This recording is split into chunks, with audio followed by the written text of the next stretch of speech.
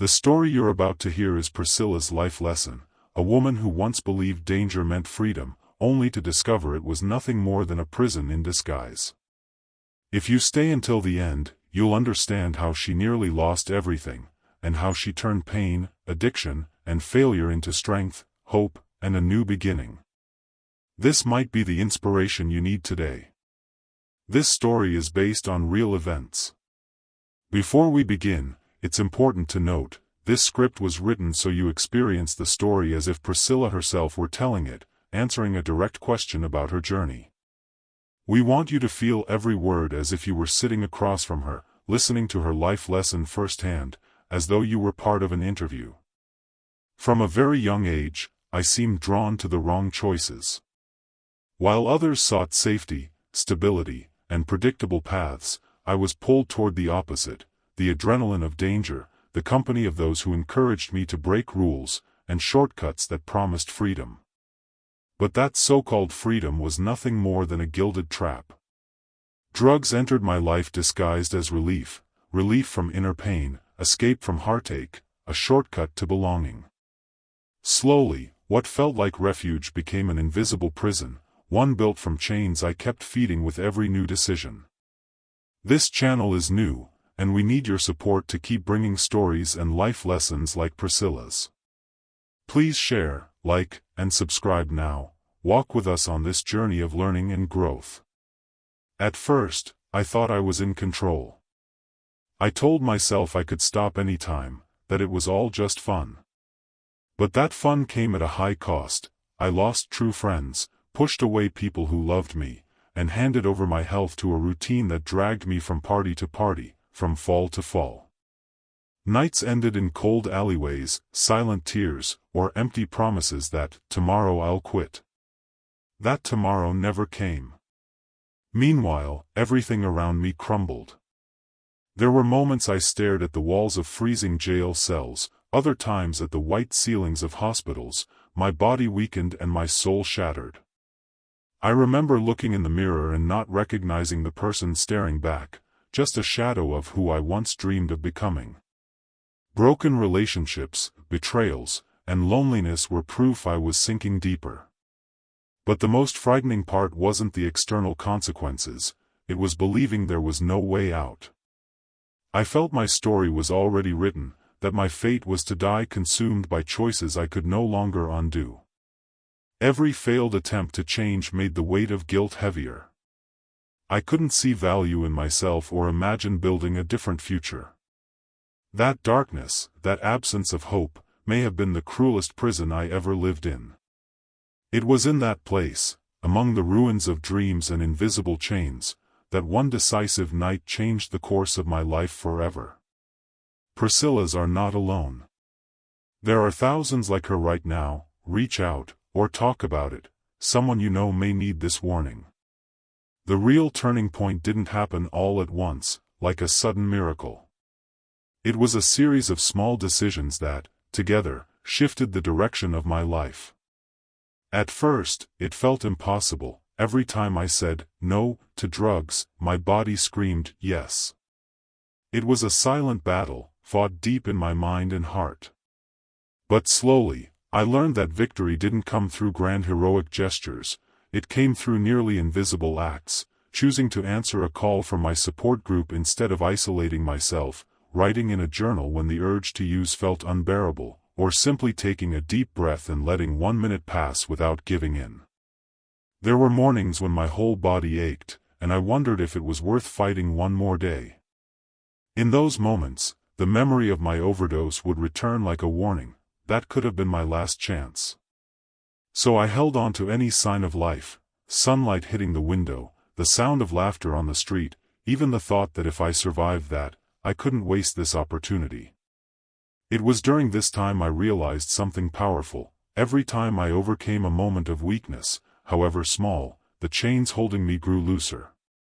One of the most defining moments came when I was able, for the first time, to tell my story out loud without crying from shame. I was in a room full of women who, like me, carried hidden scars. As I spoke, I saw teary eyes, hands reaching out, heads nodding in quiet understanding. That's when I understood, my suffering wasn't mine alone. By sharing my pain, I not only freed myself a little more, I also lit a spark of hope in others. The climax of my journey wasn't the overdose itself, it was the choice that came after. Choosing to get up after falling. Choosing honesty over hiding. Choosing to reach out instead of shutting down. It was through this process that I began to see myself differently, not as a victim of addiction, but as someone capable of fighting, inspiring, and being reborn. The real turning point wasn't quitting drugs, it was discovering I had worth, that my life could still have purpose, and that my scars could become marks of courage. I learned, the hardest way possible, that freedom was never in drugs, shortcuts, or false promises of quick pleasure. True freedom lies in facing your own truth, in accepting your scars and turning them into symbols of survival. For a long time, I hid behind guilt and shame, convinced my fate was sealed. But now I know, falling doesn't define who you are. What truly defines you is the courage to get back up, even when your legs shake and fear tries to freeze you in place. My scars aren't signs of defeat, they're medals of resilience. Every hospital, every cold jail cell, every night I cried alone could have been the end of my story. But I chose to make them only commas. And this is what I want you to hold in your heart, there's always a way back. Sometimes, that path doesn't appear as a bright, open road, but as a small, half-open door, a kind gesture, a word of support, a hand reaching out. That's how it was for me, and it can be that way for you, too. When I tell my story today, it's not to relive the pain, it's to prove that change is possible. I want you to look at me and realize, if I could do it, so can you. No matter how far you've fallen, no matter how many times you've failed, there's a strength inside you, maybe sleeping, but ready to awaken the moment you decide to take that first step. I returned to my faith in God, it was prayer that kept me standing. To anyone struggling with addiction, pray, seek support, and don't delay your new beginning. I've seen up close how addiction destroyed the lives of dear friends, and each story left a deep mark on me. I remember Sandra, a sweet young woman full of dreams.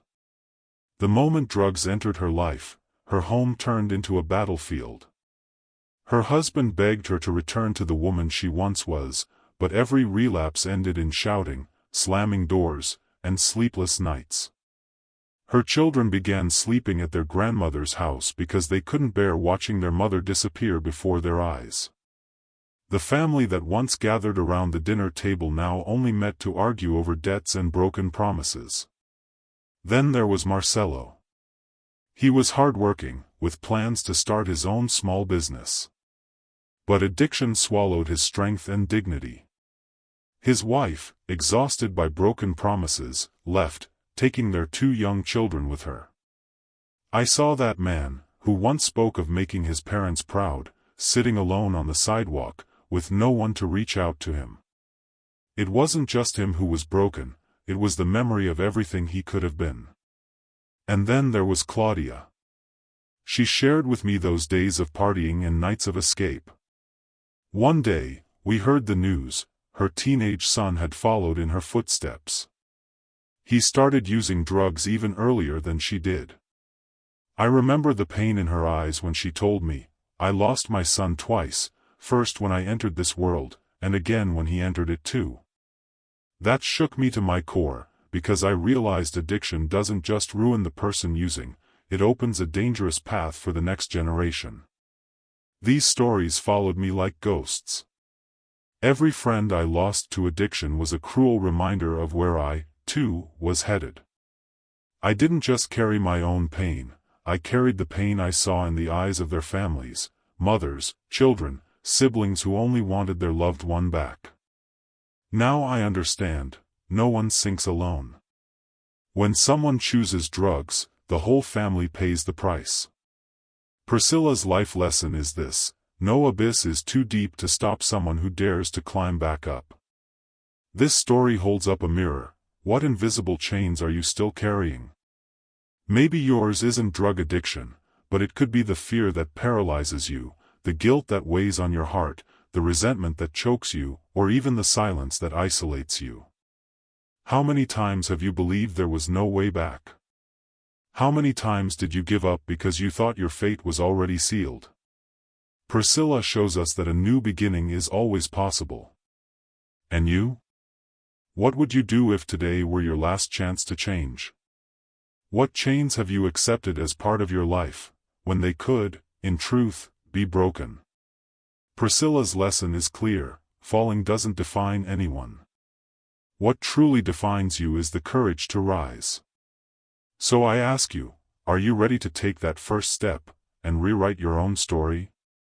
This channel is new, and we need your support to keep bringing stories and life lessons like Priscilla's.